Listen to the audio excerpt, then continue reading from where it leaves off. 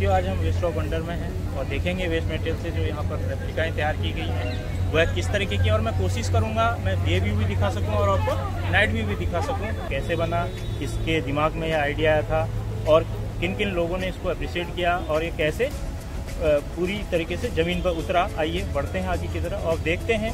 Nut bolt, लोहे की चादरों, साइकिल और मोटरसाइकिल के खराब पार्ट्स और कई अन्य धातुओं के कचरे से इसका निर्माण किया गया है और बहुत अच्छा इसे बनाया गया है। अंदर जाएंगे, एक्सप्लोर करेंगे कि क्या वह 7 चीज़ें रेप्लिका के रूप में जो बनाई गई हैं वह वास्तव में एक्चुअल में वैसा ही दिखाई देती हैं या उनमें बदलाव है। आप एडल्ट हैं तो 50 रुपये और 3 से 12 साल के बच्चों के लिए 25 रुपये और 3 साल से कम उम्र के बच्चों और सीनियर सिटीजन और नगर निगम में पढ़ने वाले बच्चों के लिए एंट्री फ्री होगी। साथियों देखिए, सामने लोहे से ही एक बटरफ्लाई बनाई गई है बैठने के लिए। इस पर आप आकर अपनी पोज खिंचवा सकते हैं। सामने बेंच है बैठने के लिए। साथियों अब हम पहुंच चुके हैं। सबसे पहले गीजा का पिरामिड दिखाई दे रहा है जो वेस्ट ऑफ मटेरियल से बनाया गया है। इसकी रेप्लिका तैयार की गई है। देखिए गीजा के महान पिरामिड की विशेषता बताई गई है। इस वाले बोर्ड पर नज़दीक से मैं दिखाने की कोशिश करता हूँ कि क्या महत्व है, कहाँ पर है, कितने वार्षिक दर्शक आते हैं। 1,80,40 लाख लोग पर ईयर यहाँ पर आते हैं। उसके पश्चात यह इस रेप्लिका को बनाने में क्या क्या सामान इस्तेमाल हुआ। ट्रक मेटल सीट है, उसके बाद angles from railing from parks में इस्तेमाल की गई। शानदार इसे बनाया गया है। वंडर में नई रेप्लिका को देखते हैं। पीसा का झुका हुआ मीनार देखिए, रेप्लिका इंडिया में जो तैयार की गई है। सामने से इसका ऐतिहासिक महत्व बताया गया कि ये कहाँ पर स्थित है, कितने लोग यहाँ पर ईयर आते हैं। 10 लाख लोग लगभग देखते हैं। एक नज़दीकी व्यू आपको दिखाता हूँ।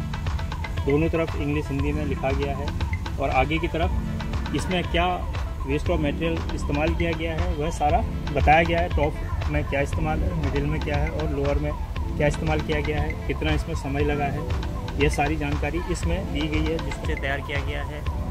देखिए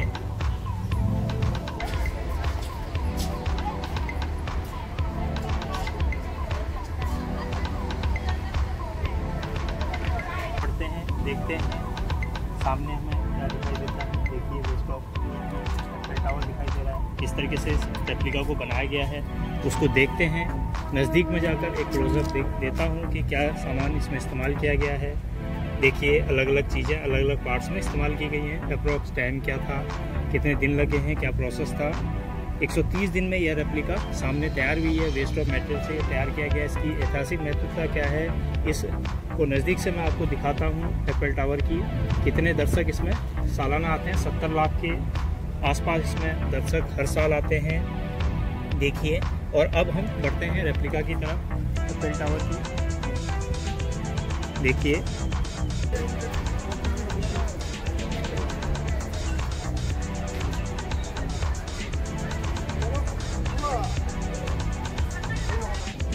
ये देखिए बहुत मेहनत की गई है और एक ऐसी क्रिएटिविटी की गई है जो सबके लिए एक प्रेरणा है कि हम भी ऐसा दिमाग लगाएं कि वेस्ट ऑफ मटेरियल से इतनी शानदार चीज़ें आप तैयार कर सकते हैं कि आज आप यहाँ आकर इसे देख रहे हैं।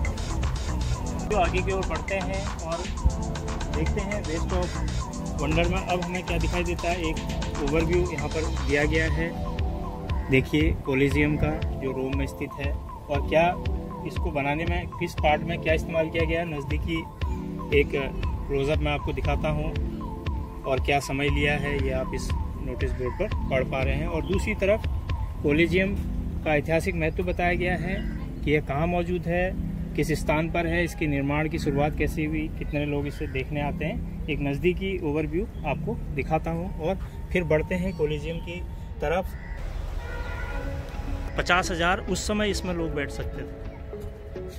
देखिए कितने अच्छे तरीके से वेस्ट ऑफ मटेरियल से इसको तैयार किया गया है। ये देखिए नज़दीक में मैं आपको दिखाता हूँ और ऊपर की तरफ एक व्यू देने की कोशिश करता हूँ।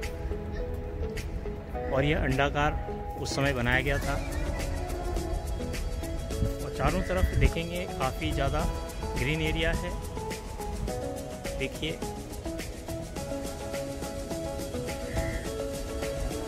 बहुत अच्छी तरीके से इस उद्यान को संभाला गया है। और आगे की तरफ बढ़ते हैं। इनके बारे में बताया गया है कि ताजमहल का ऐतिहासिक महत्व क्या है और 7 वंडर में इसे क्यों शामिल किया गया है, ये देखिए। और दूसरी तरफ यह बताया गया है कि यह किस तरीके से यहाँ पर रेप्लिका को तैयार किया गया है। और यह शाहजहाँ ने मुमताज़ महल की याद में बनाया था और उस समय ऐसा निर्माण किसी भी जगह में विश्व में नहीं था। देखिए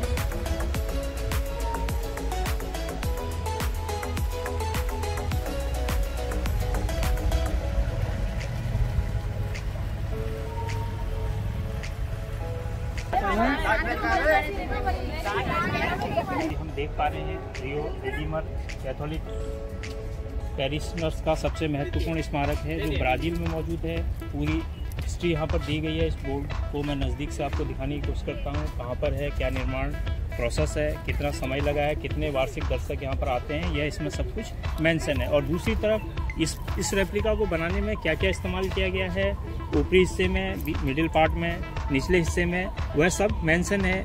क्या डायमेंशन है, क्या मटेरियल यूज्ड हुए हैं, प्रोसेसिंग क्या है, कितने दिन इसको बनने में लगे थे, यह सब इसको पूरी तरीके से नज़दीक से मैंने आपको व्यू दिखा दिया है। कि इस स्टेच्यू की तरफ बढ़ते हैं और देखते हैं कि रियो रिडीमर दिखाई कैसे देती है।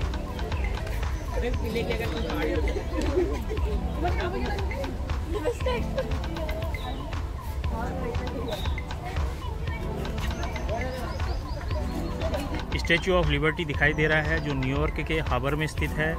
यह एक विशाल मूर्ति है। सामने पहले यह किस तरीके से यहाँ पर इंडिया में वेस्ट ऑफ मटेरियल से बनाया गया है उसको देखेंगे कि इसमें क्या क्या इस्तेमाल किया गया है बनाने में, कौन से शरीर के पार्ट्स को बनाने में क्या इस्तेमाल किया गया है, देखिए। और अप्रॉक्स डेमोन्स्ट्रेशन यहाँ पर दिया गया है।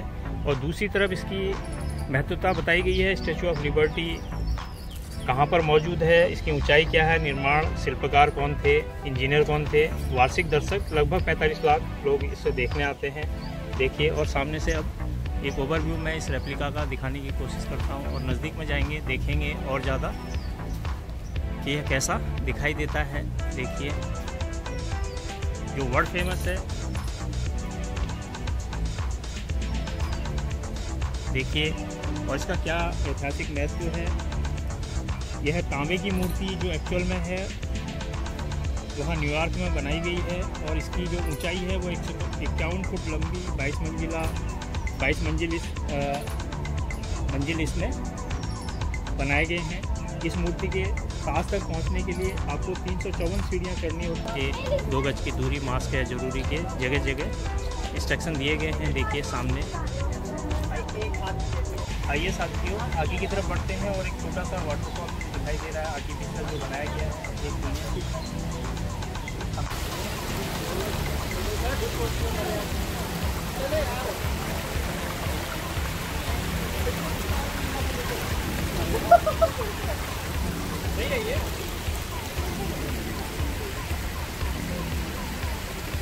आइए देखिए सामने एक व्यू देखने की कोशिश करते हैं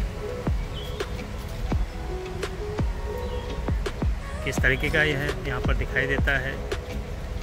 देखिए पेड़ में मंकी लटका हुआ है। आर्टिफिशियल चीज़ें सारी इस थीम में दिखाई गई हैं। जगह जगह जंगल का एक डेमो दिया गया है कि किस तरीके से जंगल में बैठने की व्यवस्थाएं होती हैं।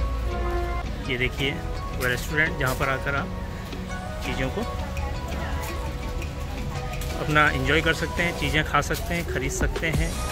ये देखिए बहुत सारी